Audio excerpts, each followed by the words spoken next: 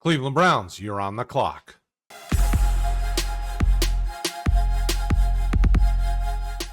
We're back with another team mock draft, and this time we're looking at you, Cleveland Browns. We're going to talk about cap situation. We're going to talk about the roster as it stands, potential free agents, and then the big board. We're going to mock every single pick in the 2025 NFL draft that the Cleveland Browns have.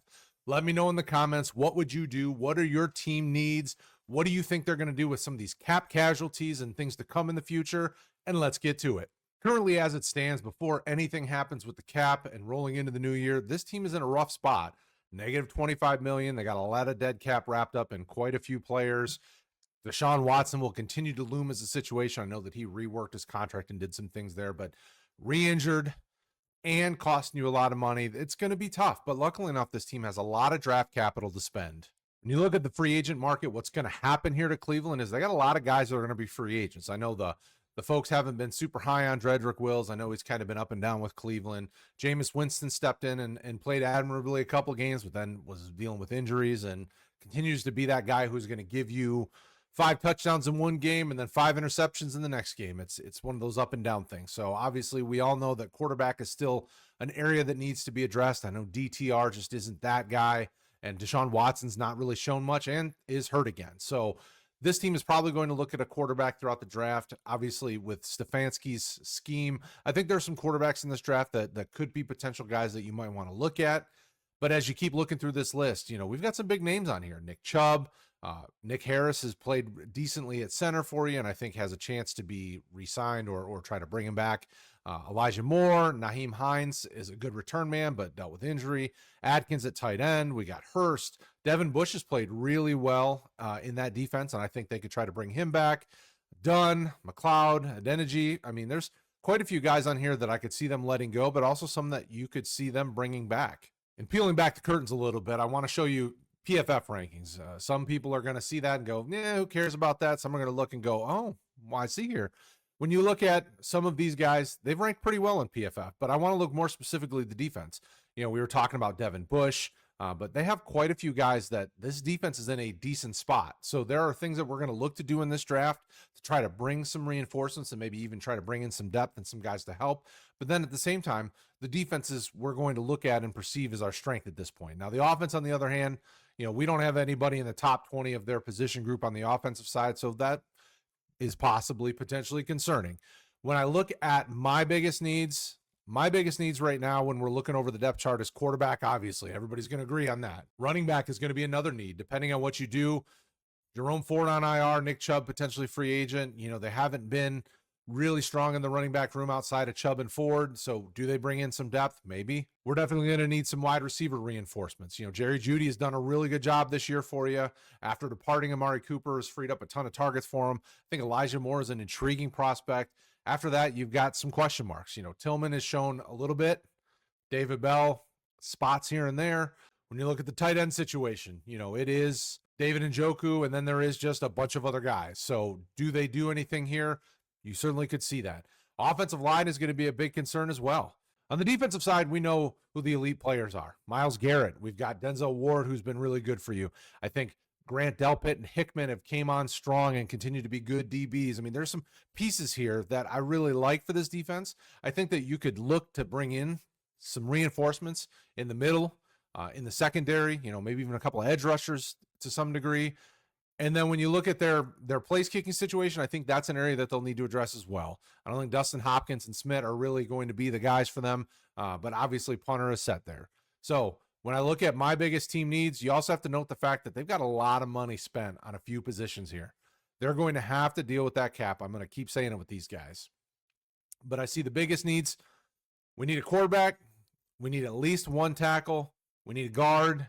We need kicker. We need probably 1 to 2 running backs, depending on what happens, 1 to 2 DBs, and obviously best player available based on the team's board, but none of us are sitting in that room, so we don't know. So let's get to it.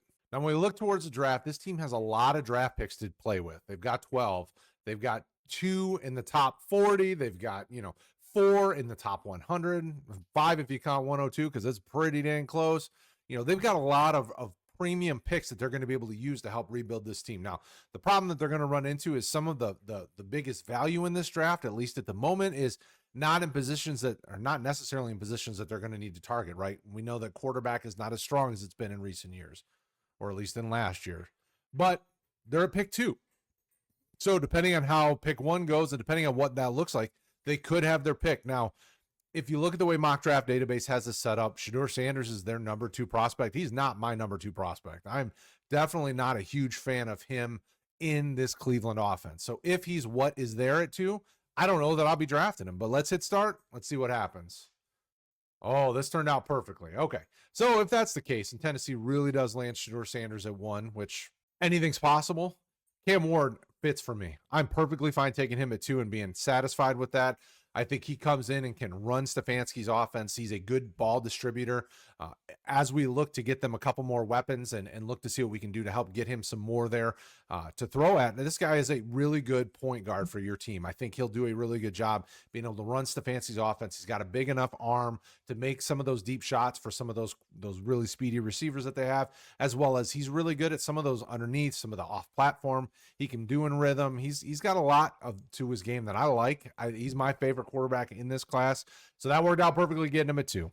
All right, back up here, pick 33, and let's see what the board looks like for us. We might be able to get ourselves an offensive lineman, which would be great. We want to protect our young quarterback. We could maybe look for a skill position. We'll see what's out there. Emeka Egbuka sitting here almost seems like a no-brainer. He is a very talented receiver, and I think would be a huge, huge improvement for them, which he may be the way to go.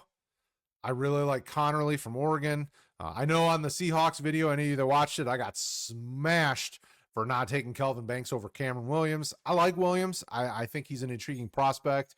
I think I like the versatility of him.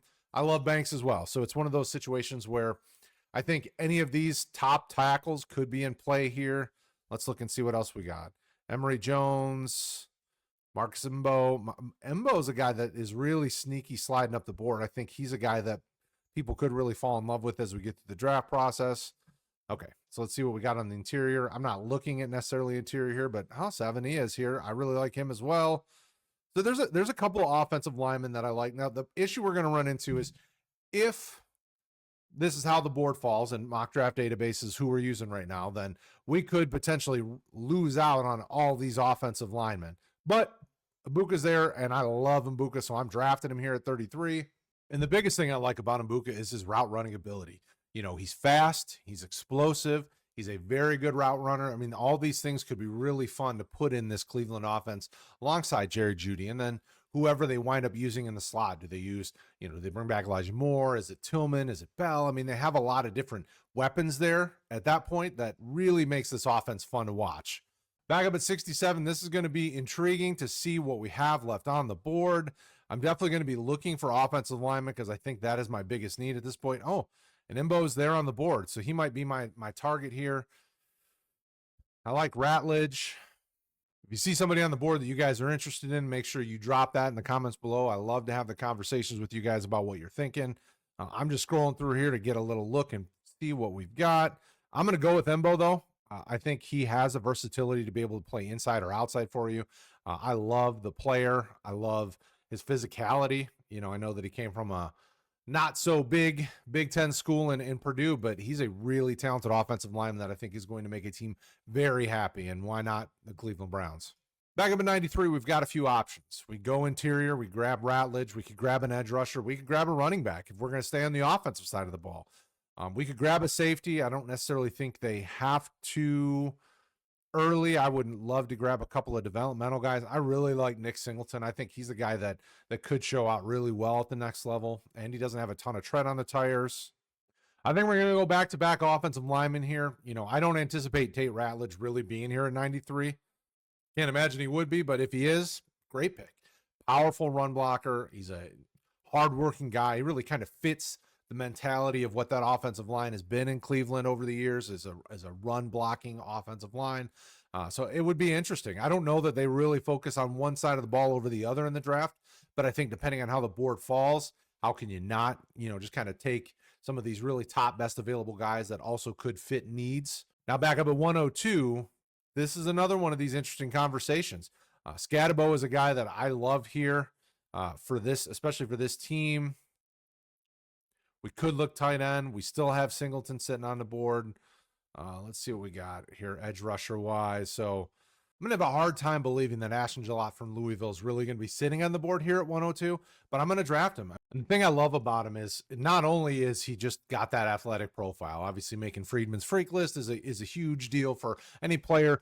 He's a really good pass rushing specialist. I think even if they brought him in just to be that to start his career, and he brings a versatility to that defense that they could use. They could use him on the inside attacking. They could use him on the outside attacking. It just makes sense for them to target a player like this, especially if he is really available at 102. So back up at 167, I think now's the time where we start considering, is there a running back that's falling? Maybe a DB, if we like a DB that's here. They could look for a tight end. It really all depends on how the board's falling out. So let's just take a quick look and see. Mock draft database is kind of best available at this point.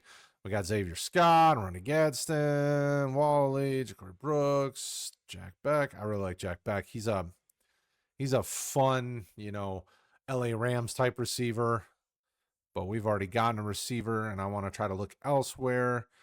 Ty Hamilton from Ohio State would be a fun interior defensive lineman. Riley Mills. I love Riley Mills from Notre Dame.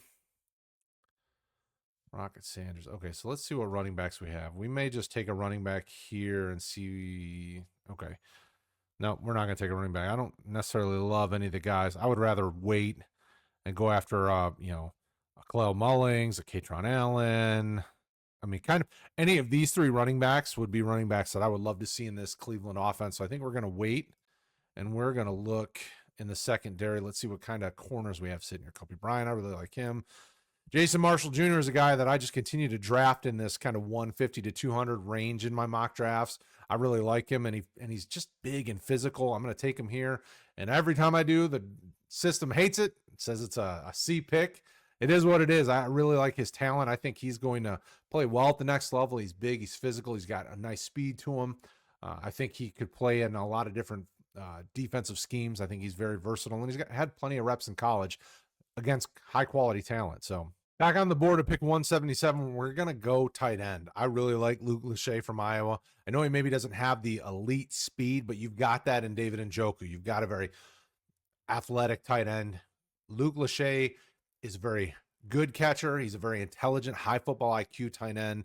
He's a solid blocker. He comes from a good pedigree school. I mean, Iowa just knows tight ends. He is going to do well for your team. All right, back up at 190. This time we can look a couple different directions. I know it's telling us that defensive line would be a great spot here. I think we can look a few different ways. We've grabbed a corner. We could look at safety and see what's on the board. I still want to grab us a running back. So this might be the spot if one of those three is sitting here. Yeah, they're all still sitting there. So we might just wait until we might wait till 202 and see what else we can do, because I'm not loving some of the guys at the top of the board here. I think James and Harvey are okay. I definitely would rather target one of the three in this range, whether it's Mullings, Kiner, or Allen. Except I'm not going to target the one that the board is telling me to take at 151 with Stackhouse. I'm going Riley Mills from Notre Dame. I love his physicality. I love his versatility.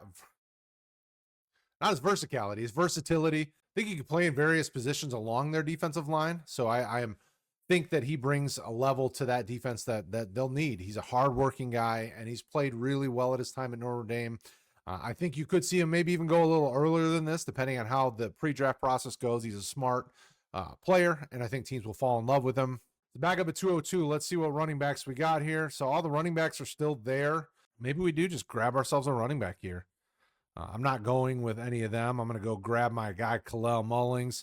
He is a tough, hard-nosed runner. I think he really fits what they do. He's not Nick Chubb or even Nick Chubb light, but he's a really talented, hard-nosed runner. So I think he can bring something to your team that you'll need if you don't bring back Chubb, or if something happens with Ford, or you're going to need a couple of running backs. This offense rolls through them. All right, so we got 214, 215, and 256. So at this point, we're looking, best available, and that's not mock draft database best available. It's best available. You tell me who's best on your board at this point, who you would be targeting. This has been a fun draft. I like that they have so many picks because this team has needs, especially on the offensive side of the ball. If they go with a lot of offense early, I mean, it wouldn't surprise me if the board falls in such a way that they could do that. It wouldn't surprise me if they double up on a position. Obviously I did on offensive line with an outside and an inside, but I think there's some versatility with their outside. Oh, I like Elijah Arroyo. He's a fun athletic tight end. If they don't go with Lachey, he would be an interesting late round guy. I'm not going to target another tight end just because we got one, so we'll just kind of keep seeing what happens further down the board. Maybe we grab another wide receiver. Going with David Bailey because I see him as more of a multiple use linebacker. I think you can play him inside, play him outside.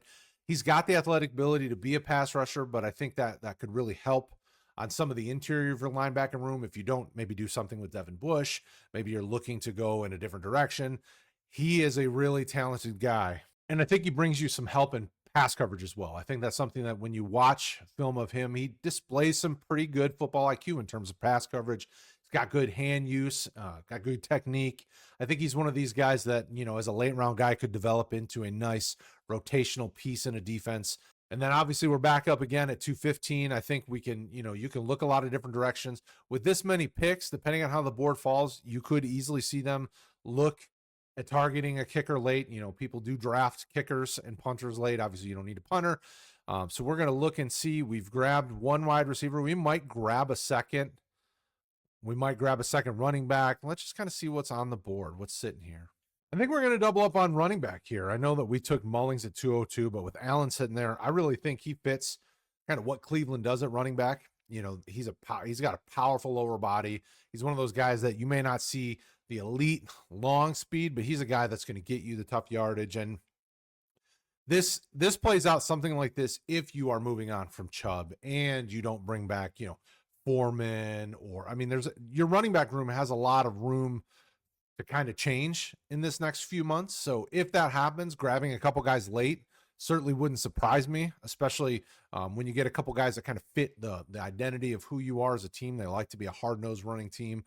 So we're going to do it. I think it makes sense for what this team is trying to do. I think they do spend more of their resources on the offensive side of the ball. And obviously I can't predict free agency, and I'm not necessarily picking which guys they do or don't target just because of the cap situation, how all that's going. We're going to do that. And then we're back up at pick 256. And at this point, it's kind of, what's here, what's available. Obviously the board is telling us safety would be a great position to look at. They're recommending a couple of different safeties. I don't necessarily love